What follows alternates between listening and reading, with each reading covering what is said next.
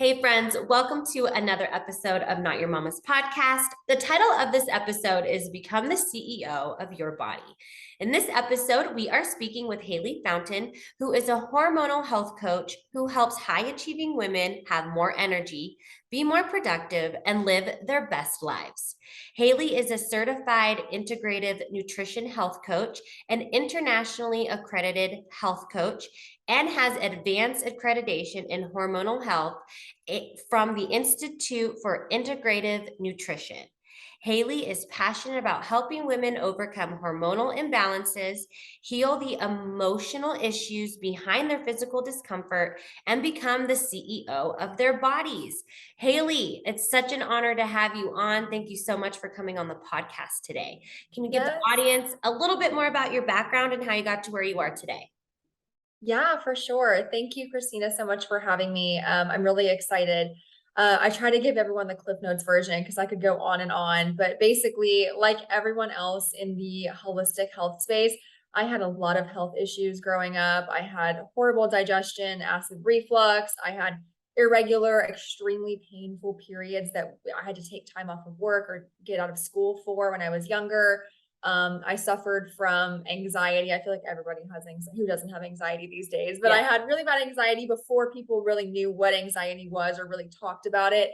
And so I just got tired of being prescribed pill after pill. And I was like, I got to figure out a different way. I'm taking more pills than my 75-year-old grandma, And so in my early 20s, when I entered corporate America and I was in my first, super stressful sales job, I was like, okay, I want to be good at my job and I want to be able to do all the other things in my life. I got to figure out a natural way to have more energy and be productive at work without like completely burning myself out. So that's where the journey really started. And I just started researching trial and error, a lot of holistic remedies. At that time, obviously, we had the internet, but I didn't feel like there was a lot of resources readily available for me. So Mhm. it was a lot of research and experimentation in my own life. And then I just started to learn so much. I was able to get off of all the medications I was taking. I got off all the acid reflux medications. My allergies improved. I didn't have to take allergy pills anymore. I got off the birth control pill, which was like a whole journey. Yeah. And I noticed had more energy and I was feeling good and I was sleeping well and I just wanted to share. So I became like a blogger. I started a blog and it was just kind of for fun. And then it just sort of snowballed from there. And then 2020 came and pandemic hit and work slowed down a lot. And I thought, you know what? I want to take this to the next level. So I went and got certified as a health coach and I started my business and I've been doing that ever since. No, I love it. And I saw I was on Instagram and you like popped up in my feed. And then I was getting ready for your show and I was like, I've seen her face. She's in my Instagram feed. And no, I love it. I think it's so important to heal ourselves naturally and holistically instead of going and like popping all those pills. It's really just masking, like it's not healing anything. It's just masking the true issues that are underlying within us, whatever that is, anxiety, acid reflux, bloating, things like that. And I feel that food is medicine. God created food to heal us and to give us nutrition and all those things. So, how can we become like the CEOs of our body? What are some lifestyle habits, nutrition habits that we can do to like have more energy, feel more productive, and increase our clarity and focus? Yeah, you said something really important there, Christina, that food is medicine, and that's really the baseline of everything that I do is helping women understand that. And yeah, diet is a huge component of helping you really take control of your body and to feel really good and have energy. I feel like there's this sort of idea that we get to a certain age and you just get used to being tired all the time, but that doesn't have to be the case. I'm have the most energy that I ever have in my entire life. So, and I know so many people that do. So there are definitely some things you can do. I think when it comes to diet, first and foremost, what I tell everyone is eat whole foods, not Whole Foods, the grocery store.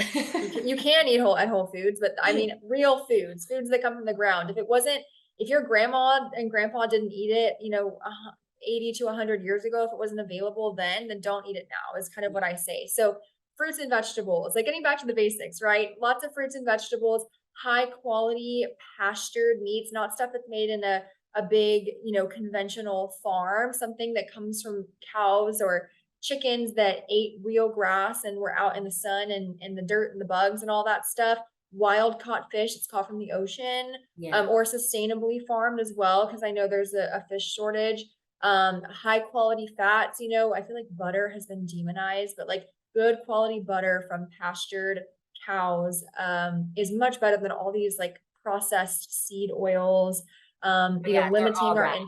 yeah, like they're so inflammatory. So kind of getting back to the basics and like, so that's probably the biggest one is just what I say, keeping it really simple, because there's so many people out there. There's all these crazy diets, and I think there are definitely, foods you can eat for certain health issues that you have.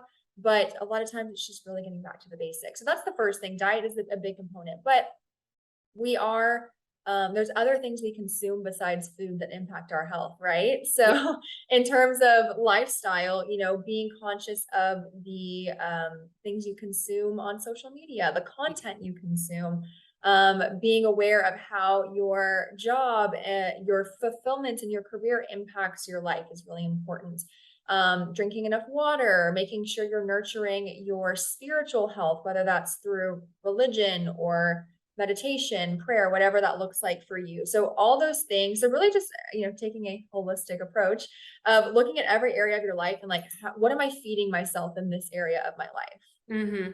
And a tip to like eating whole, and one thing I've learned is like stay on like the outside of the grocery store. Like don't go in the middle of the grocery store, because the middle of the grocery store has like all the processed foods, the things that aren't natural, they're made in like the factories, but stay on like the outside of the foods. And then Yeah. another thing you brought up, like, did you know that they basically take plastics and grind it down and feed it to the pigs?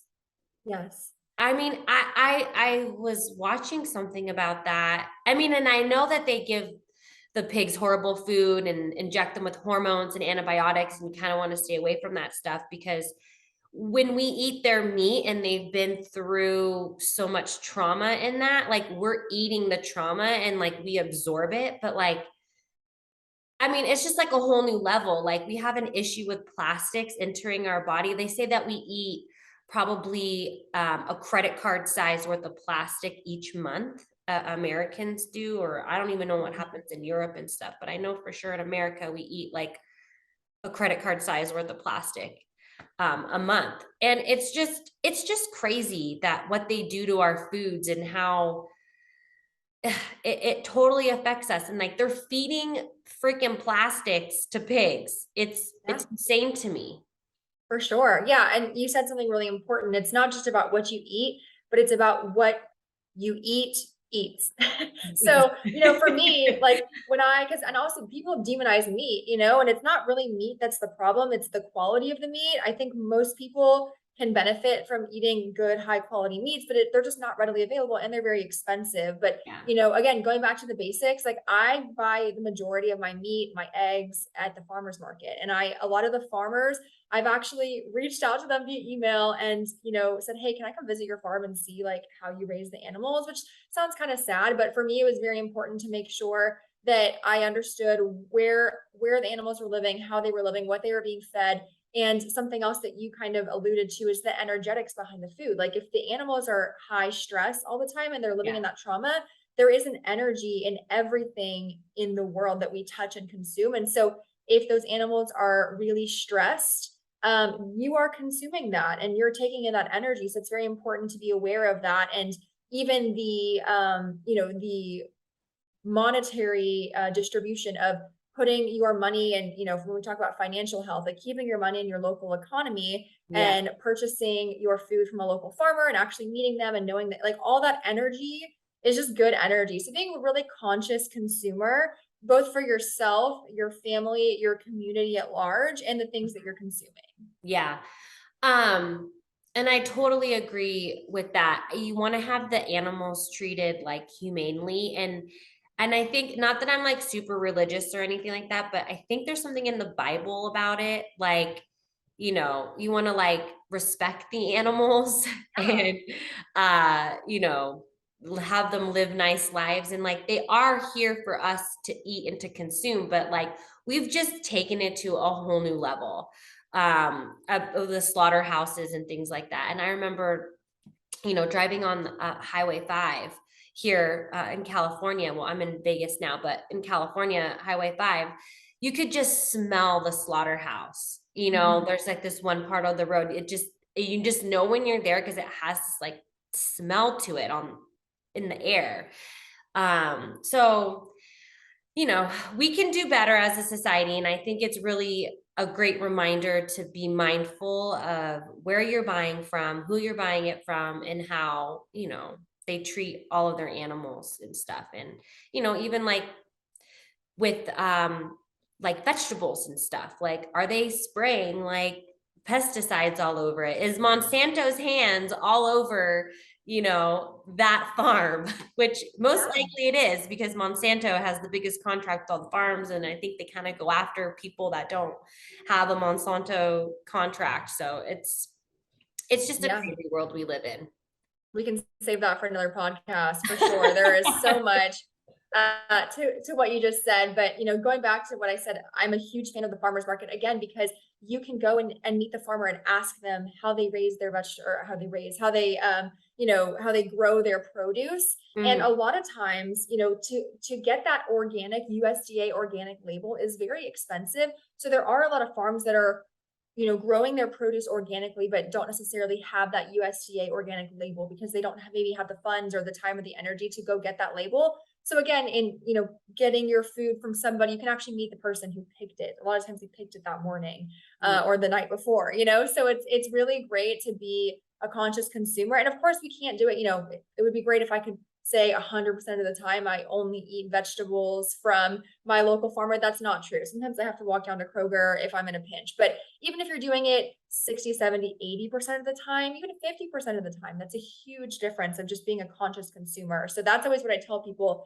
And that can really impact your physical, spiritual, even financial health. It's all good energy. Yeah, totally.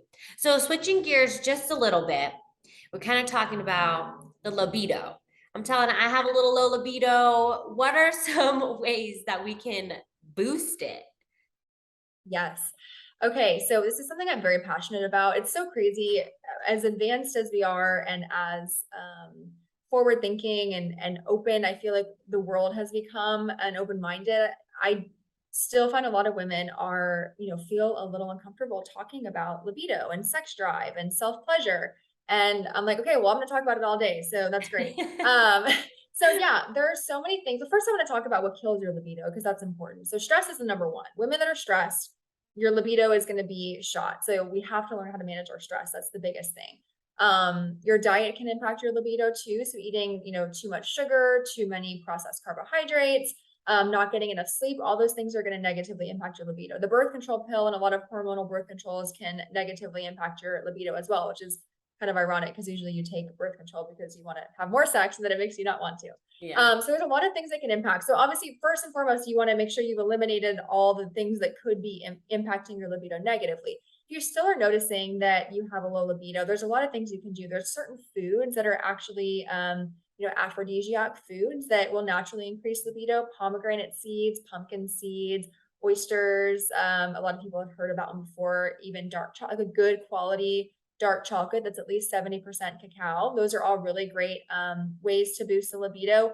Also, hydration. This is one people don't think about a lot, but if you think about in order to have a pleasurable sexual experience, the vagina has to self lubricate, and if you're not hydrated, your body can't self lubricate. So that's a really underrated one. A lot of people are like, "Oh, I've done all this and this, and we can't get to the bottom of it." And then I'm like, "Wait, how much water are you drinking?" And they're like, I had a 20-ounce water bottle today. And I'm like, that's it. So hydration, super important, getting a ton of sleep, finding ways to get relaxed. I think a lot of, if you're in a relationship, a lot of couples will go from working all day and being super stressed and then just want to have sex. And men can do that because that masculine energy then their bodies are just different with that Yeah. testosterone. But for women, if you want to have an intimate experience alone or with a partner, before you just rush into penetration, maybe take a little bit of time to just, wind down and kind of leave the day behind you. Maybe do a quick meditation, some deep breathing, some deep belly breathing to kind of activate those Yeah. Give her a little muscles. massage. Yeah, like there's a lot of things you can do. And the last thing is I'm a huge fan of Kegels because that strengthens the vaginal muscles and it also can help with self lubrication. You can get like there are lots of like Kegel balls, for example. There's pelvic floor exercises. I just did a Kegel as we are talking, and and you can also get a yoni egg. Do you know what a yoni egg is? No, I haven't heard of that. Okay, I'm a huge fan of yoni eggs. Everyone listening, listen up because these are great. So they're actually made. It's an egg-shaped device or product, and usually made of a non-porous crystal like jade, maybe rose quartz. And you can actually insert it in the vagina and do different like Kegel exercises with it. And the weight of it actually helps to strengthen your vaginal muscles, and it leads to better libido, better self lubrication, and more intense orgasms. Perfect. You're going to have to send me a link so I can put it down Yes. below so people can click on that. It always is better if something's inserted to help. Yes.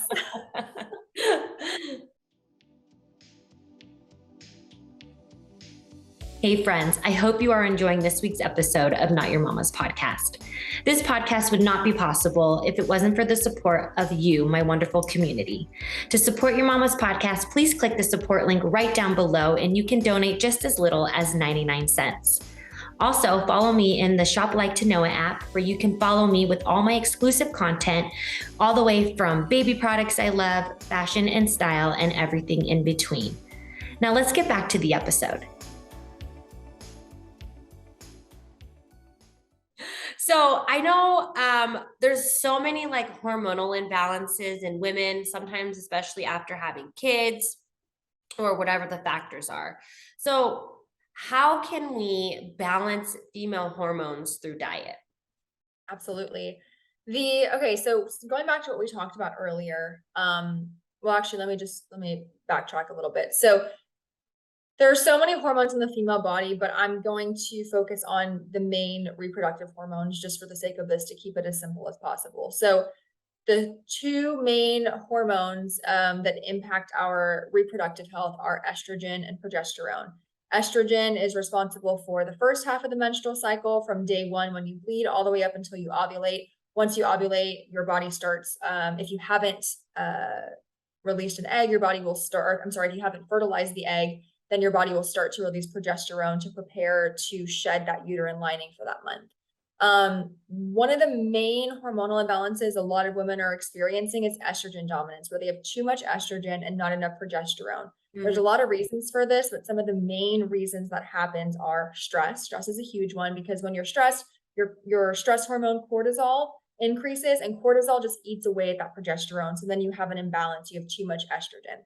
Another huge factor is environmental toxins. So going back to what we talked about earlier, all the plastics that we're consuming, the chemicals in plastics are estrogenic in nature. So they mimic estrogen in the body. So we end up having too much estrogen. Glyphosate, all these things, that are being sprayed on our food these days, all the antibiotics and hormones in our food, all estrogenic in nature. So a lot of women are having estrogen dominance in their cycle. Mm-hmm. So there's a lot of things that you can do, but to boil it down really, I'd say there's probably three key things. So the first one is going back to what I said earlier, whole foods, fruits and vegetables, meats and eggs that haven't been fed a bunch of antibiotics, wild caught fish, good quality fats like coconut oil, pasture raised butter, all those things. And then the second thing is limiting your environmental toxins and detoxifying your body. So, switch to glass everything, get rid of the plastic containers, get rid of the plastic food storage as much as you can, and switch to glass. Also helping your body to detox. So, getting a good sweat pretty much every day, because that's your body's main detoxification. And the third one is actually increasing your fiber intake. So getting enough fiber, because your body gets rid of excess estrogen through your liver and then removes it through the bowels. So you need to be having a bowel movement at least once a day, because if you're not, then all that estrogen is just and all the other toxins in your body are just recirculating. So making sure you're having at least one bowel movement a day, and you can do that through increasing your fiber intake gradually. Oh, that's good to know. I didn't realize that, fiber and more pooping movements can really help with that. Um, Yes. so I should be pretty good because I poop a lot. Okay. I just Love it. anyway, so Haley, I love all of this information. It is so fruitful. And I hope the audience, and I'm sure they are getting like a ton of ideas of like things that they can do to increase their daily habits for their life and becoming the CEO of their body and taking charge of their health. So I have 4 questions that I ask all my first time guests. And my first question to you is, who and what inspires you?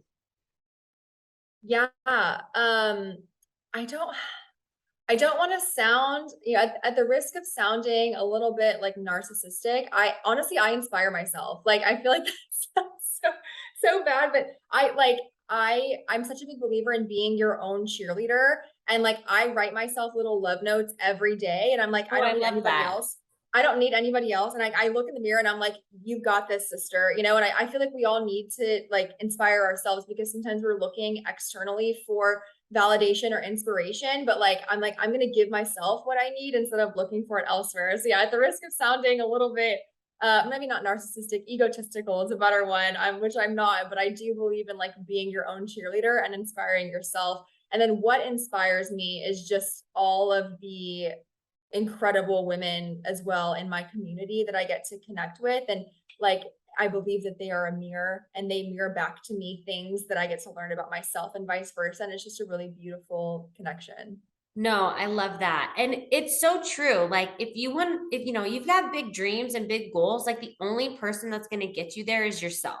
And if Yes. you're not giving yourself the credit and the praise and like acting like your own best friend, like you're not going to get there because your mental state and the energy that you're giving off is, not matching what you really want. So, I love that, because people need to be reminded it's okay to like cheer yourself on, and it's Yeah. okay to give yourself love and praise yourself and look in the mirror and be like, you're a bad bitch, like Yes. you got this. And because the journeys that we go through sometimes, I was just talking to someone else. It's like they're a marathon, they're not sprints. And so you're going to have fails, and you're going to have times of, thinking that, like, is this really for me? But you just got to keep going. And the only way to keep going is to pat yourself on the back, slap yourself on the butt, and be like, you got this, girl. Keep You going. have to. And this entrepreneurship is lonely. Like, you have to celebrate the small wins, and you have to be like, I don't have a boss to look at me and be like, Haley, like you're doing great, whatever. Or something. Like, I have to do that for myself. And so like and that's what I tell everyone. I'm like, don't look to others to validate your experience or to do anything. Like, you have to do that for yourself and meet your own needs. Well, and one thing I've learned is like blogging is a full-time job. Like Mm-hmm. content creating, like I fall behind because like, I really just started focusing on the podcast because it's what I can handle. I can't do all of it being a full-time mom and only having like limited childcare and stuff like that. So, I mean, you got to make time for it. And it really is a full-time job. Like these people that are out there, like putting content out all the time, they're working around the clock sometimes, I Yeah. feel like. It's a Mm-hmm. lot of work. So I totally feel you. And I think it's underappreciated because people don't notice how much work goes into it. For sure. They really don't. So yeah, anyone out there consuming free content from anyone, like, be grateful. You don't realize how much time and energy goes into this. Exactly. So my second question to you is, what is something you wished you knew when you were younger? I wish I knew that nobody really cares what you're doing because they're too concerned with themselves. Like, I spent a lot of time worried about what everybody else thought about what I was doing. And anytime I made a small mistake, I was like, oh my gosh, everyone thinks this or that, or, worried, or like anytime something in my life wasn't perfect, I was so worried about what other people thought about me and my life. And what I've come to learn is that nobody gives whatever about what you're doing because they're too worried about themselves. People might share an opinion or say something and they're going to be thinking about you for about half a second and then they're going to go back to thinking about themselves. Mhm. So like just do what makes you happy and like live your life and pursue the things you want to do and fail and all that because no one actually cares. Yeah. Well, and it's like it doesn't affect them in any way, and it's like you're gonna like miss out on the opportunity of living your best self because you're focused on other people who can give two shits about what you're doing. And if they care about what you're doing, then that's obviously their own issues that they have to deal with, and it shouldn't affect you. Exactly. Well, and also when people share an opinion about something, that's just them projecting their own experience onto you. So it really Yeah. has nothing to do with you. It's just them and whatever's going on in their world. So I wish I had known that because I would have put myself out there a lot more when I was younger if I had really understood this concept. Oh, 100%. Like I just started this podcast. I've always wanted to have a podcast and like interview people and put myself out there to the world, but I didn't because of my own fears or what other people would think, yada, yada, yada. The list can go on. And I'm like, you know what? Like, I'm just going to do it. I'm going to be that brave girl and I'm just going to put myself out there. And who cares if I make a mistake? At least I'm doing it and I'm pushing through I'm growing in the process, basically, Yes, that's all that So, matters. yeah, exactly. Um, okay. And then my third question to you is what's the essential part of your daily routine? Meditation. Every morning before I look at my phone and before I open myself up to the world, to my email, to everybody else, I focus on me.